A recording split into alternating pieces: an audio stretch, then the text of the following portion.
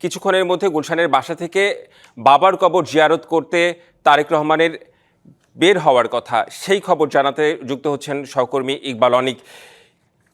ইকবাল অনিক, আপনার কাছে একটু জানতে চাই, তারেক রহমানের গাড়ি কি রওনা দিয়েছে? এই মুহূর্তে কি দেখছেন আপনি? রেদওয়ান যেমনটি বলছিলেন যে বিএনপির ভারপ্রাপ্ত চেয়ারম্যান তারেক রহমান এই মুহূর্তে এখন পর্যন্ত তিনি বের হননি, হয়তো আরও অল্প কিছুক্ষণের মধ্যে তিনি গুলশান নর্থ এভিনিউর যে 196 নম্বর বাসা রয়েছে সেই বাসা থেকে বের হবেন।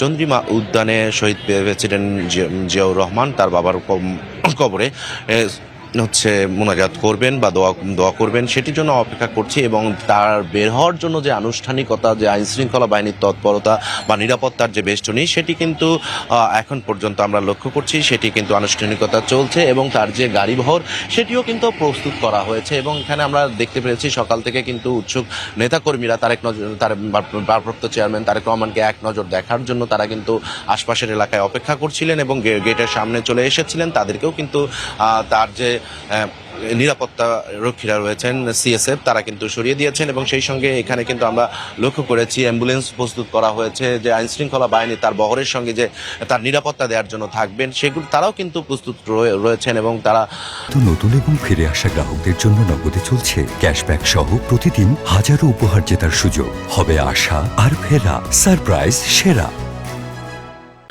কিন্তু আর হয়তো বা অল্প কিছুক্ষণের মধ্যেই এই বাসা থেকে বের হবেন। বের হয়ে কিন্তু আজকের যে দিনের কর্মসূচি রয়েছে সেগুলো পালন করার জন্য বিএনপির ভারপ্রাপ্ত চেয়ারম্যান বের হবেন। এবং এরই মধ্যে কিন্তু আমরা লক্ষ্য করেছি যে আইনশৃঙ্খলা বাহিনীর যে বহর সেটি কিন্তু প্রস্তুত হয়েছে। এবং এই বহরের সঙ্গে যেসব নেতাকর্মীরা থাকবেন তারাও কিন্তু তাদের এই গাড়ি বহরের সঙ্গে এসেছেন। এবং আমরা দেখছেন এখানে যে আইনশৃঙ্খলা বাহিনীর সদস্যরা রয়েছেন তারা কিন্তু নিরাপত্তায় এই এলাকাটি, এই নিরাপত্তার চাদরের বেষ্টনীতে কিন্তু করেছেন। এবং এইখানে কিন্তু সাদা পোশাকেও কিন্তু আমরা নিরাপত্তা কর্মী দেখেছি এবং পোশাকের নিরাপত্তা কর্মী দেখেছি। এবং এর সঙ্গে যুক্ত আছেন যে বাংলাদেশ সেনাবাহিনীর সদস্যরাও আছেন এখানে।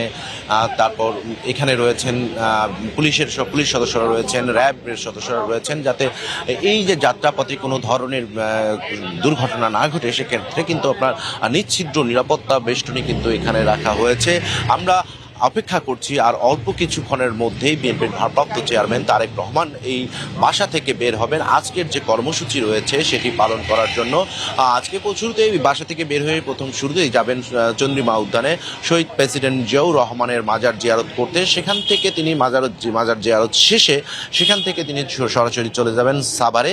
সেখানে জাতীয় স্মৃতিসৌধে শহীদ ৭১-এর শহীদদের প্রতি শ্রদ্ধা জানাতে কিন্তু সেখানে যাবেন। এর আগে কিন্তু গতকাল প্রায় ১৭ বছর নির্বাসিত থাকার পর কিন্তু গতকাল কিন্তু তিনি দেশে ফিরেছেন। দুপুর প্রায় ১১টা ৫০ দিকে কিন্তু দেশে ফিরেছেন। আর এই তার দেশে ফেরা উপলক্ষে কিন্তু সারা দেশ থেকে নেতাকর্মীরা কিন্তু এই বিমানবন্দর থেকে শুরু করে তাকে সংবর্ধনা দেওয়ার স্থল ৩০০ ফিট এলাকা পর্যন্ত সাধারণ মানুষের ঢল নেমেছিল। এবং তিনি কিন্তু দুপুর ১১টা ৫০ যখন বাংলাদেশে বিমানবন্দরে অবতরণ করেন, সেখান থেকে বের হয়ে কিন্তু তিনি একটি লাল সবুজের পতাকায় মোড়ানো